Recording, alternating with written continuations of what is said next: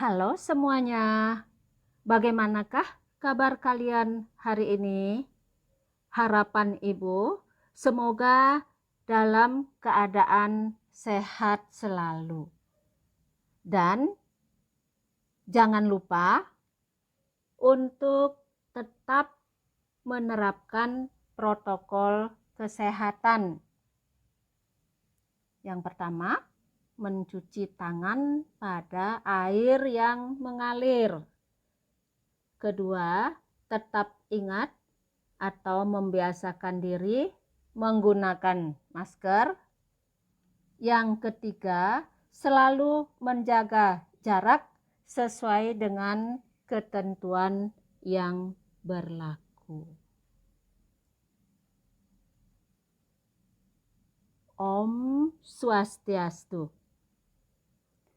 Pada kesempatan yang baik ini, kita berjumpa kembali pada pembelajaran IPS terpadu dengan materi di kelas 9, yaitu mengenai globalisasi yang merupakan bagian dari bab 2.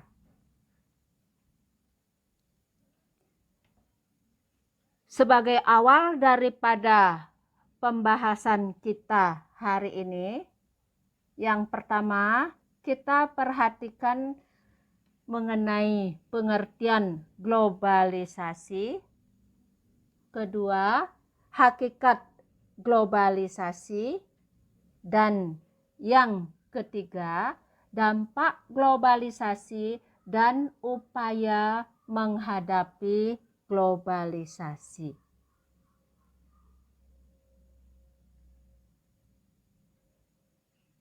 Ya, baiklah anak-anak, sekarang kita perhatikan bagaimanakah pengertian dari kata globalisasi. Globalisasi berasal dari kata globalization, itu dalam bahasa Inggris, yang terdiri dari kata global berarti mendunia dan lization berarti proses. Jadi globalisasi adalah suatu proses yang mendunia. Globalisasi menjadikan seluruh bangsa dan negara di dunia semakin terkait dan mewujudkan satu tatanan kehidupan baru dengan meniadakan batas geografis, ekonomi, sosial, dan budaya. Nah, itu mengenai pengertian daripada globalisasi. Berikut kita simak tentang hakikat globalisasi. Nah, di sini ada sebuah foto dari seorang tokoh atau bisa disebut sebagai sarjana kelahiran Belanda, yaitu Jan Nederven Peters, menyatakan bahwa globalisasi adalah proses jangka panjang dari keterkaitan dunia yang makin meningkat. Globalisasi menimbulkan peningkatan keterkaitan dan ketergantungan antar manusia seperti di bidang perdagangan, ekonomi, dan sosial budaya karena batas negara yang bias. Selanjutnya perlu kita perhatikan beberapa ciri-ciri yang menandakan semakin berkembangnya fenomena globalisasi di dunia, antara lain yang pertama, perubahan dalam konsep ruang dan waktu. Kedua, ketergantungan ekonomi. Ketiga, peningkatan interaksi kultural melalui perkembangan media massa. Dan yang keempat, meningkatnya masalah bersama. Nah, yang ketiga yang kita bahas pada kesempatan ini adalah mengenai dampak globalisasi dan upaya menghadapi globalisasi. Adanya globalisasi di bidang perekonomian membuat kegiatan ekonomi dan perdagangan di seluruh dunia menjadi satu kekuatan pasar yang semakin terintegrasi tanpa rintangan batas teritorial negara. Globalisasi sebagai sebuah gejala menyebabkan tersebarnya nilai-nilai dan budaya tertentu ke seluruh dunia sehingga menjadi budaya dunia atau world culture. Di masa depan, manusia tentu saja akan semakin banyak bergantung kepada teknologi yang semakin canggih dan semakin berkembang. Seperti contohnya komputer yang semakin membudaya, kemudian ponsel yang begitu cepat berkembang.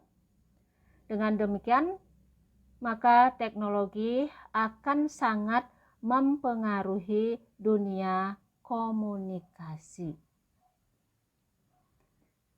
Nah, kita perhatikan ada beberapa fenomena semakin berkembangnya globalisasi di dunia. Nah, dengan adanya tayangan gambar sebagai berikut.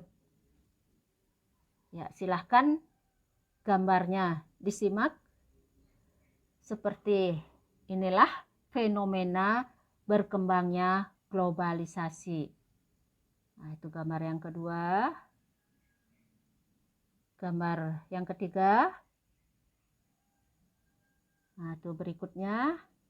Bisa kalian lihat dengan jelas. Ya. Ya, itu beberapa gambar yang bisa kalian perhatikan bahwa itu adalah fenomena semakin berkembangnya globalisasi di dunia. Nah, dengan adanya globalisasi dalam bidang politik bisa mengancam kedaulatan suatu negara karena batas-batas teritorial atau wilayah menjadi kabur atau bias. Sekarang kita perhatikan ada beberapa bentuk-bentuk globalisasi di berbagai bidang. Di antaranya adalah di bidang budaya, komunikasi,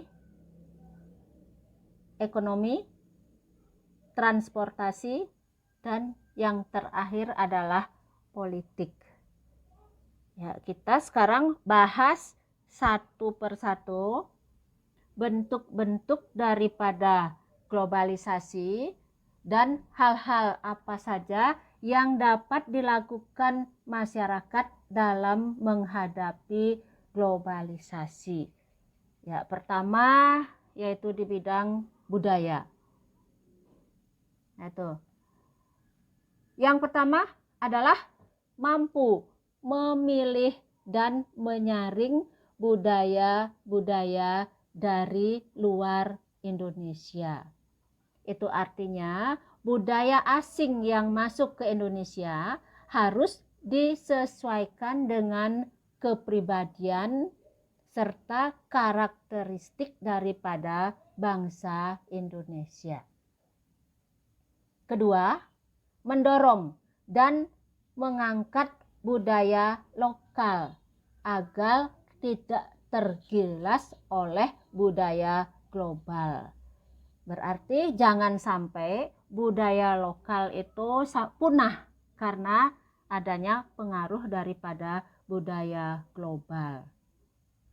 Yang ketiga, untuk memperkaya budaya Indonesia, kita perlu mempromosikan budaya Indonesia ke dunia internasional. Dan yang keempat, menghargai dan mencintai budaya lokal. Nah, itu hal yang bisa dilakukan sebagai masyarakat di bidang budaya. Selanjutnya kita perhatikan hal-hal apa saja yang dapat dilakukan masyarakat dalam menghadapi globalisasi di bidang komunikasi. 1.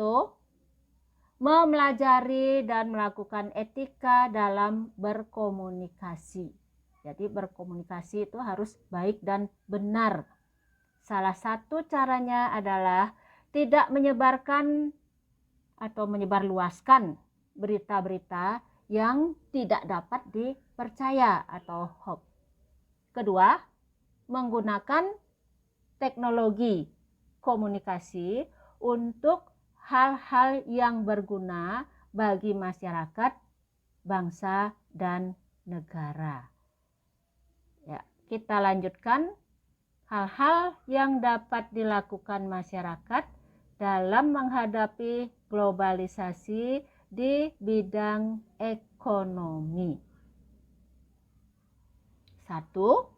Meningkatkan kualitas sumber daya manusia atau SDM antara lain melalui pendidikan dan pelatihan.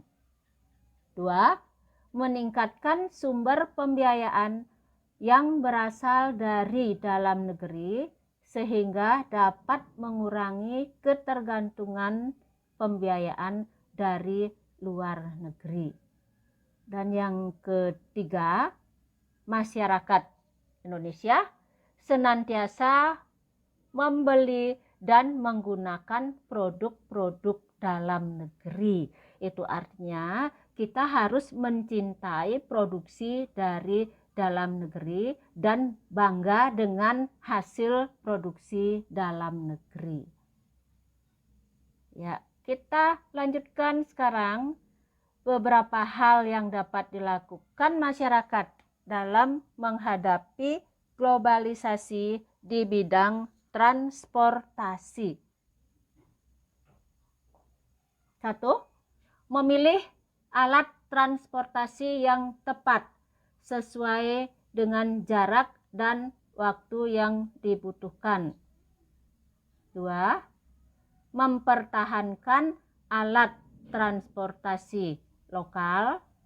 Dan yang ketiga, meningkatkan teknologi transportasi agar tidak mencemari lingkungan. Nah, yang terakhir yang perlu kita perhatikan sebagai masyarakat dalam menghadapi globalisasi di bidang politik. 1. Mendorong pemerintah agar mengikuti kerjasama ekonomi regional atau dunia yang menguntungkan Indonesia. 2. Mendorong pemerintah agar meningkatkan daya tawar dalam menghadapi perjanjian ekonomi regional atau dunia.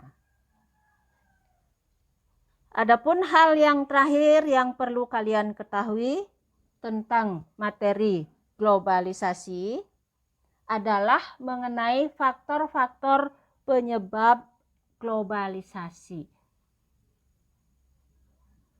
Nah, nanti tugas kalian adalah mengelompokkan pernyataan yang ada ke dalam faktor intern dan faktor ekstern.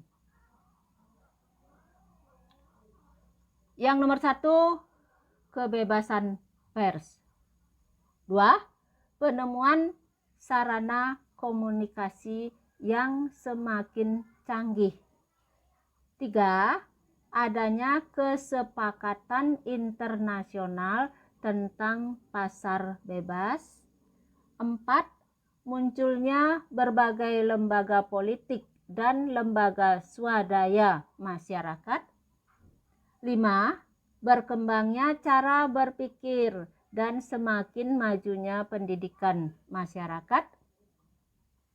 6, modernisasi yang dilakukan negara-negara di dunia di berbagai bidang. 7, keberhasilan perjuangan demokrasi di dunia. 8, perkembangan ilmu pengetahuan dan teknologi. 9, meningkatnya peran dan fungsi lembaga-lembaga internasional. 10, perkembangan HAM. 11, ketergantungan terhadap negara lain. 12, berkembangnya transparansi dan demokrasi pemerintah. Nah, nanti silakan itu dikelompokkan sesuai dengan faktor yang kalian ketahui, dan ini sudah tersedia belangko yang ada. Silakan itu diisi. Yang manakah termasuk faktor intern, yang manakah termasuk faktor ekstern. Baiklah anak-anak, untuk kali ini cukup sekian dan terima kasih. Semoga bermanfaat. Selamat belajar. Om Santi Santi Santi Om.